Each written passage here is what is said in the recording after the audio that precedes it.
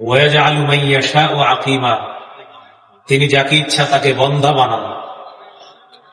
আয়াত থেকে আমরা আমাদের আকীদা বিশুদ্ধ করে নিই, এটা আল্লাহর ফয়সালা।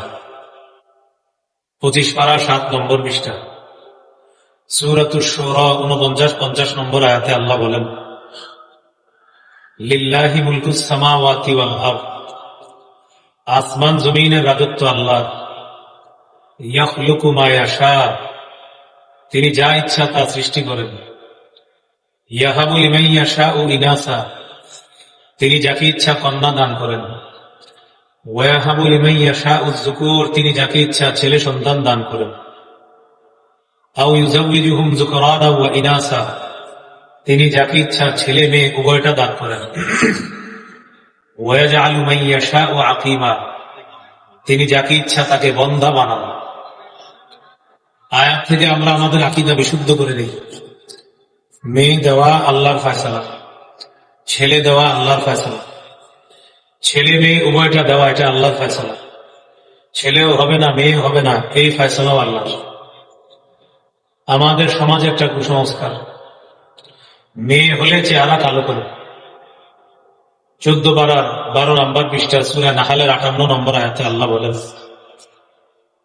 ওয়াইদা বুশিরা আহাদুহুম বিল উনসা যাল্লা ওয়াজহুহু মুসওয়াদ্দান ওয়া হুয়া কাযীম, কিছু মানুষ আছে তাদেরকে যখন কন্যা সন্তানের সুসংবাদ দেওয়া হয় তখন তাদের চেহারা কালো হয়ে যায়, তারা দুঃখে ভারাক্রান্ত হয়ে যায়।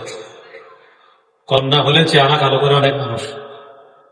হাদিসে আছে রাসূলুল্লাহ সাল্লাল্লাহু আলাইহি সাল্লাম বলেন, মান উলিদাত লাহু ইবনাতুন ফালাম ইয়াইদহা ওয়া লাম ইহিনহা ওয়া লাম ইউসির ওয়ালাদাহু আলাইহা ইল্লা আদখালাহু আল্লাহু বিহাল জান্নাহ, যার একজন কন্যা সন্তান, এই কন্যাকে যদি কন্যা বলে অবজ্ঞা না করে, কন্যাকে যদি জাহিলি যুগের মতো জীবিত কবরে দাফন করে না দেয়, কন্যার চেয়ে ছেলেকে যদি বেশি প্রাধান্য না দেয়, এই এক কন্যার অভিভাবককে আল্লাহ জান্নাতে প্রবেশ করাবেন।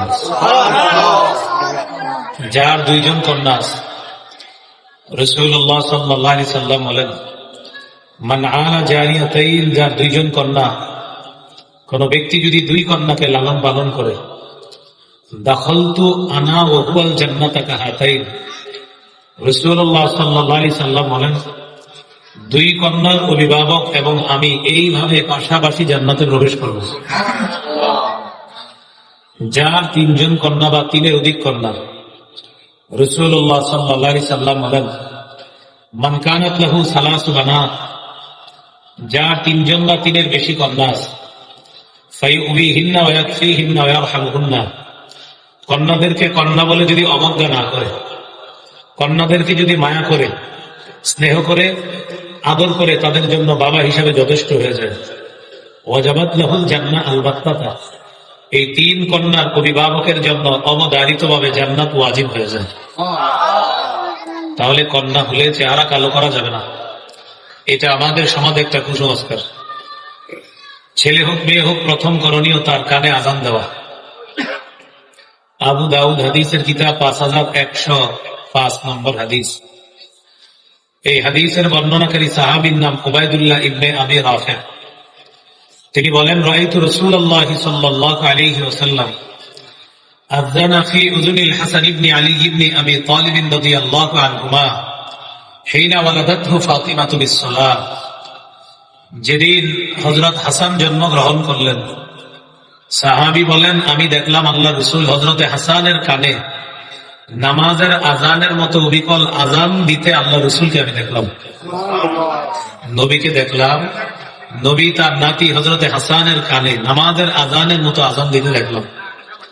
এ হলো 1 নম্বর করণীয়, আজান দেওয়া। 2 নম্বর করণীয় তাহনিক করা। তাহনিক বলা হয় কোন আল্লাহওয়ালা বুজুর্গের মুখ থেকে খেজুর চাবানো। এই খেজুরের সামান্য অংশ নবজাতকের মুখের ভিতরে নরম তালুতে লাগায় দেওয়া। আল্লাহওয়ালা একটু থুতু তার মুখে দিয়ে দিবে। সহিহ বুখারীর বর্ণনা 3909 নম্বর হাদিস। এই হাদিসের মধ্যে আছে আবু বকর সিদ্দিক রাদিয়াল্লাহু তাআলা আনহুর কন্যা আসমা রাদিয়াল্লাহু তাআলা আনহা, তিনি যখন তার সন্তান আব্দুল্লাহ ইবনে জুবায়েরকে প্রসব করলেন, তিনি বলেন, আমি সন্তানকে নিয়ে আমার নবীর কাছে গেলাম। ওয়াদাতুহু ফি হাজরিহি, আমার ছেলেকে আল্লাহ রাসূলের কোলে দিলাম। দাআ বিতামরা, রাসূলুল্লাহ সাল্লাল্লাহু আলাইহি ওয়াসাল্লাম খেজুর আনাইলেন। ফামাদাগাহা, খেজুর চাবাইলেন। সুম্মা তাফালা ফি ফিহি, খেজুর চাবানোর পর আব্দুল্লাহর মুখে একটু থুতু আল্লাহ রাসূল দিয়ে দিলেন। হান্নাকাহু বিতামরা, মুখের ভিতরে উপরের অংশে নরম তালুর মধ্যে একটু খেজুরের অংশ লাগায় দিলেন। হাদিসে আসছে ফাকানা আউয়ালা শাইইন দাখালা জাওফাহু রিকু রাসূলিল্লাহ, আমার ছেলে আব্দুল্লাহ পেটে দুনিয়ার কোনো খাদ্য সর্বপ্রথম যায় নাই, আল্লাহ রাসূলের থুতু মুবারক আমার ছেলের পেটে সর্বপ্রথম খাদ্য হিসাবে গেছে।